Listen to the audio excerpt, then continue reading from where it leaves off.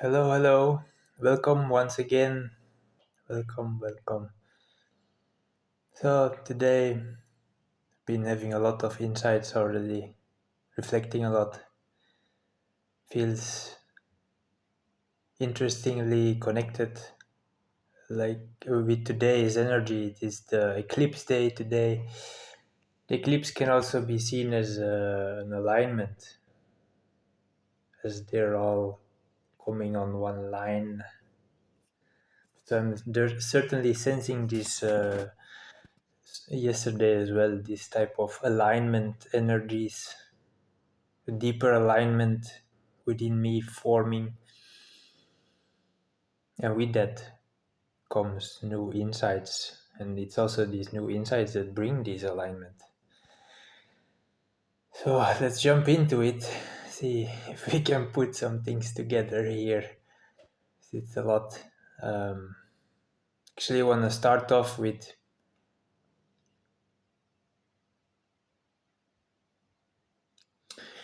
Gabriel's horn. It is not sure if you have heard about this. It's a mathematical thing, Gabriel's horn. Um, feel it certainly also has connections with Gabriel, the angel, and things in the Bible. But so, firstly, the mathematical thing, it's you get a shape, you take like 1 over x or something, which gives something like this curve, and then spinning this around the axis gives us sort of a trumpet form that keeps going to infinity. And then actually I like to spin it, then see it as a cup as well. Um, it has these interesting properties to it, how the volume inside of it is actually finite, and then but it's the object itself, it keeps going. It's like a cup that can be filled, that can be wholly filled, but the cup itself keeps running to infinity. It has that kind of a balance of finite within the infinite. Feel this points at our relationship with God, also our own consciousness, how it is actually our self-awareness, it is finite. That doesn't mean it cannot grow, it can certainly grow, but at any point I would say it is limited within the unlimited, it is finite within the infinite. And so I've been reflecting on that feeling that I've actually been coming to suddenly this object appearing in my mind, because I've been reflecting a lot on yesterday's video, this wholeness, seeing it as the whole circle, and then also seeing it as the whole wave with the up and the down. I was finding a lot new layers to that, but it brought me to this Gabriel's, I wanna call it cup now, but also the horn, um, making me think about wholeness, what it actually is truly, and maybe also like becoming the God self, but there is still always that relationship with the bigger infinite God. A very humbling energy as well.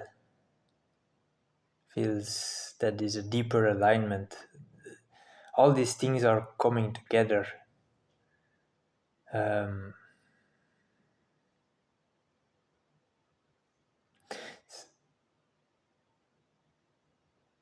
in a way, also like knowing we don't have all the answers, whereas at the same time there is God who does have all the answers, and may reveal them to us or may not. But finding also, I guess, peace within that. It's a certain position I'm finding me in every moment, knowing that even though I want to grow closer to God, grow in consciousness, grow in self-awareness, we are always still limited. We're always still finite, and to be at peace with that.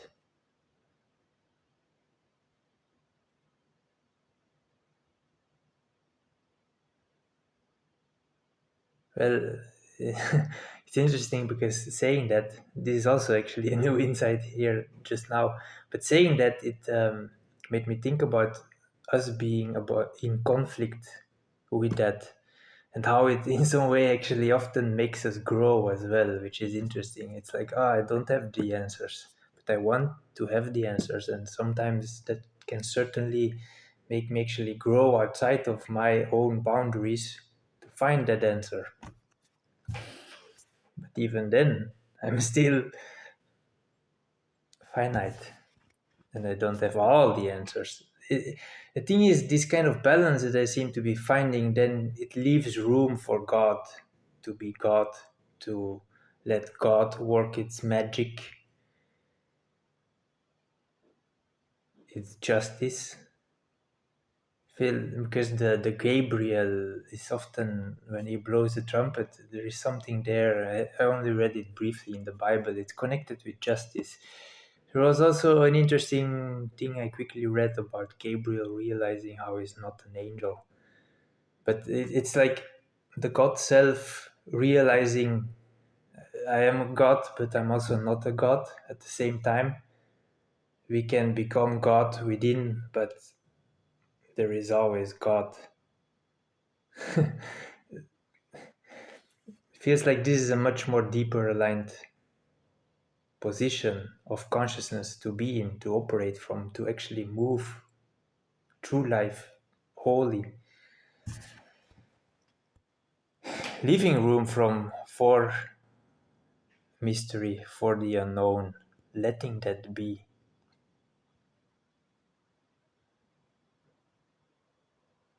Also, like, this for me personally, it connects a lot with my own journey of, as I felt becoming more conscious, felt what came with that is taking on more responsibilities.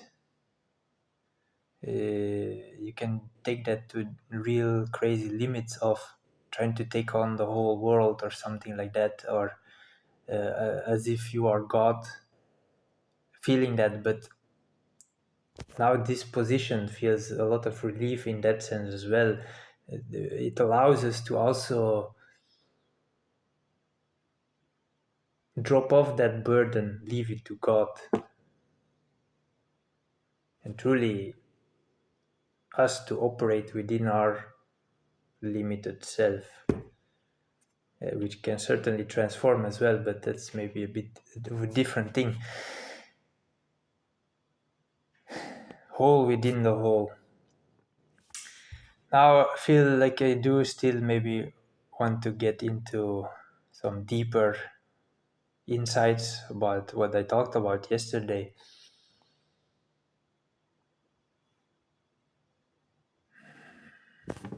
Seeing like this wave, the whole wave, seeing it as a full circle, but seeing this as present or presence, and this as the absence, and also in that connecting this again with what I just said, but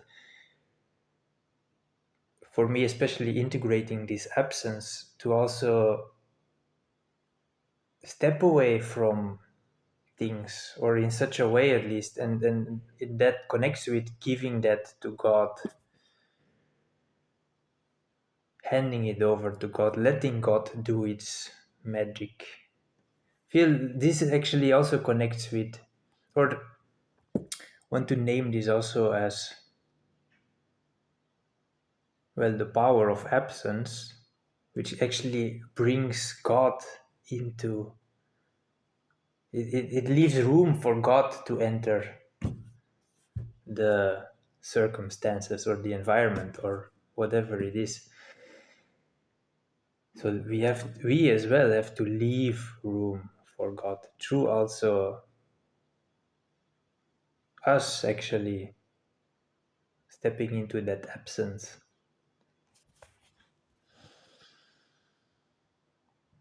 Creating the distance between the presence and the absence, it is what truly gives that power to it.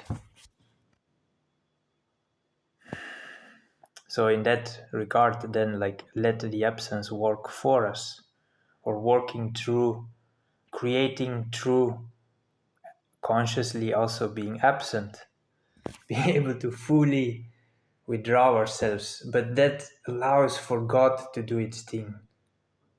Can connect this as well with like justice. We can certainly feel like, oh, I am the one who has to bring in justice, but really, or when we want to transform or realize a certain potential,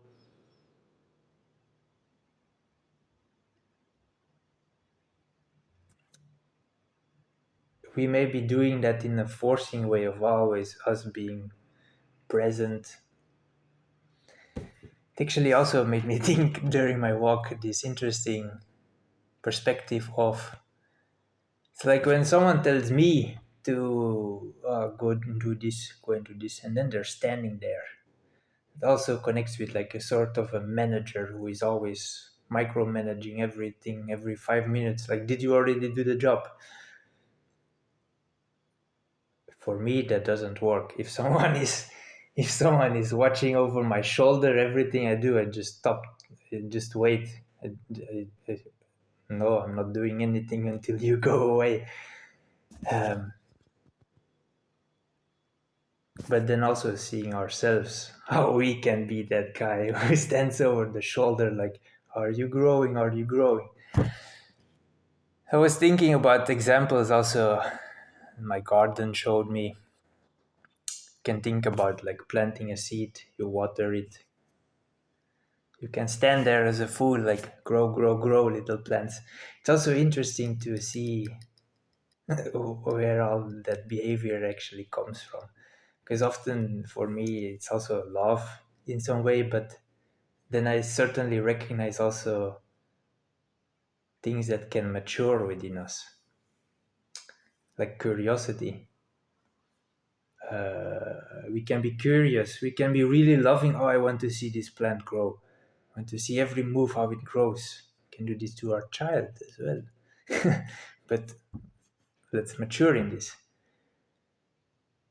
If you're gonna take out that seed out of the soil to go and check if it has already rooted, if it's growing underground, things like that, go and check it, is everything okay? You go and touch it, you're actually disturbing the field, you're disturbing the creation, this environment. And usually it can be coming from loving, maybe curiosity as well, of the child. Like, it also made me think earlier about children, how they discover this world, especially babies putting everything in their mouth, or often also being very destructive.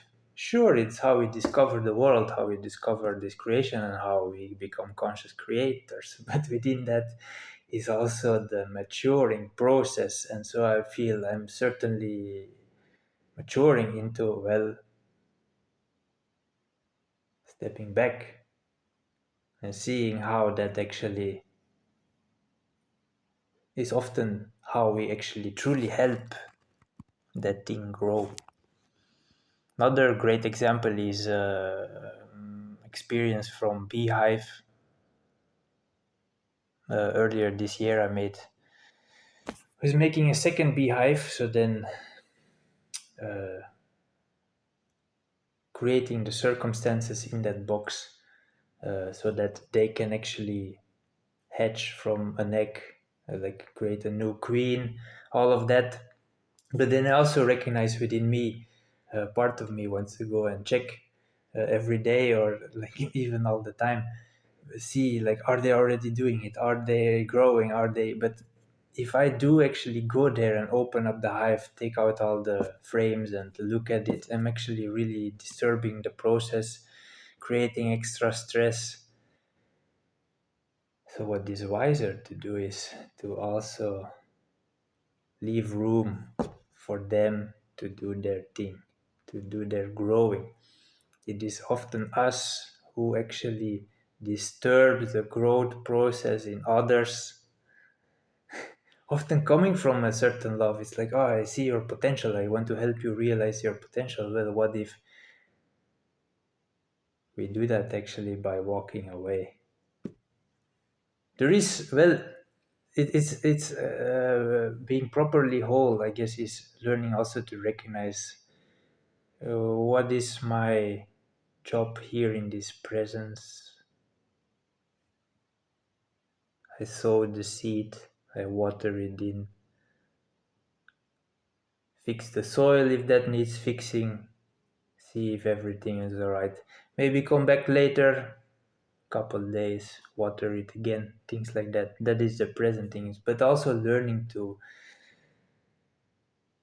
move away from it. And the thing is, when I say move away, it's like you're not giving up on this project, you're actually really giving it the room, so it can breathe and actually grow.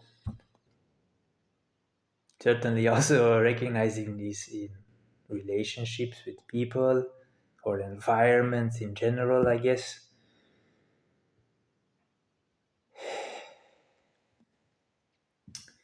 So I feel that there is a maturing happening there. I was also thinking, what happens if I prolong my stay, my presence? Seeing this kind of absence also as, or calling it, since it's the same as this part, just the downside of it, just flipped. It is a negative of it, calling it negative presence. Then I was seeing some of my own behavior. If I really stay in an environment long enough, could even call it not necessarily overstaying, but I certainly recognizing if I am truly my whole self in a certain environment, at some point you're gonna go into the shadows, into this area, and then you can call that negative. Sure. The thing is, I also don't see that as a bad thing. This whole thing and true wholeness, it's really the integration of the positive and the negative. But anyways, so I notice my behavior, how I then can start. Let's say here in the presence, I'm talking and talking. People usually like this part, but then talking about the shadows, it's like revealing darker stuff. Usually stuff people don't want to see, and that's also very interesting. But so then I see now for me something arise where, or a freedom. I realize I don't have to do this part necessarily, even though I certainly think it's very interesting to be able to do this, to actually learn to also do this. But I certainly also recognize other people are not always loving this. Certainly also interesting to think about, well, being able to have a relationship with someone, one person or one environment in which you can actually be that whole self, also actually talk about the stuff, this darker, more heavier stuff. But also, sometimes just letting the absence do that work.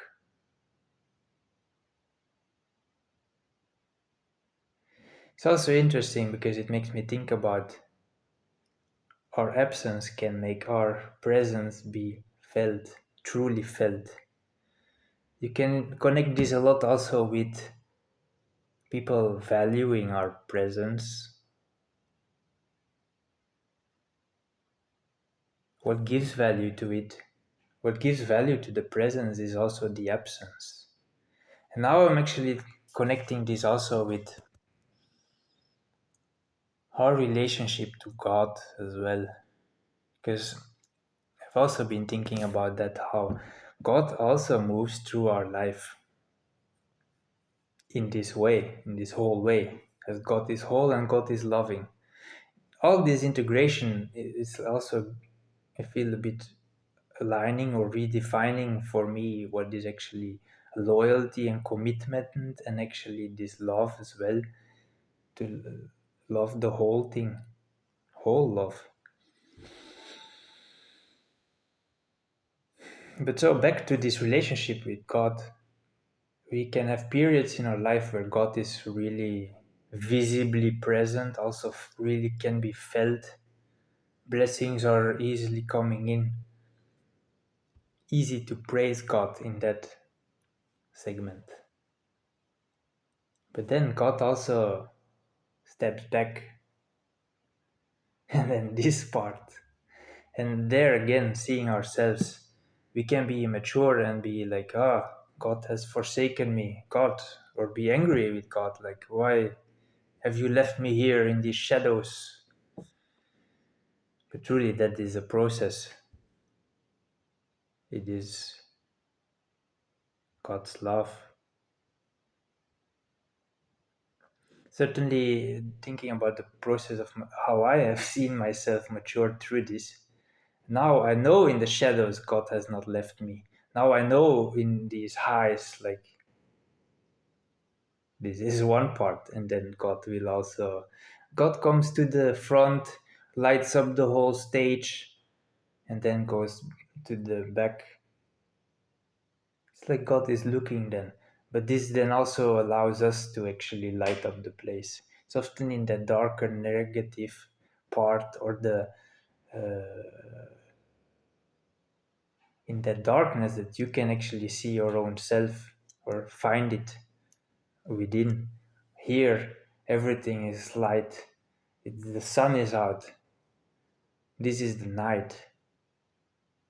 When the sun is out, everything is shining. You don't really see your shine yourself necessarily. So the full integration of this,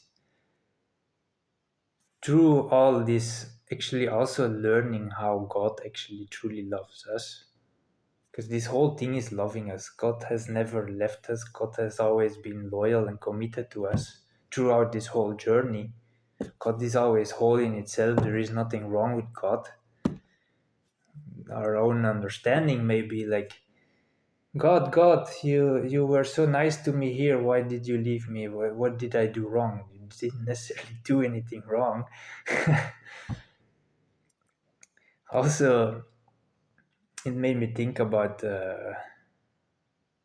my own experience, but I think it's quite classic. Some kind of childhood trauma where it's like the mother drops us off some kind of school or something, and it's like, God, why are you leaving me behind? To my mother, in that case, these parents are often our gods, I guess, at that age. It feels like the betrayal, like, you're leaving me here. It made me think about a sort of a wholesome parenting as well, to us being absent is allowing the child to walk its own path. And it's a very, well, it's one part of the whole circle, the whole wave. And the thing is, if we are always present with the child, if then it becomes overly attached, it doesn't fully develop itself. God works in the same way. When God would always be visibly present, we would also not fully develop. We would, so this, it's really this integration, that this part, well, it could also be an integration of this part, but I feel a lot of humans seem to be struggling often with the darker parts, the more negative parts, and try to avoid these parts. It's learning to love the whole thing.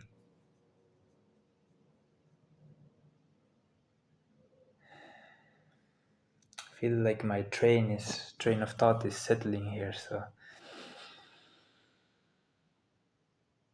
I'm gonna leave it here. Have a good one.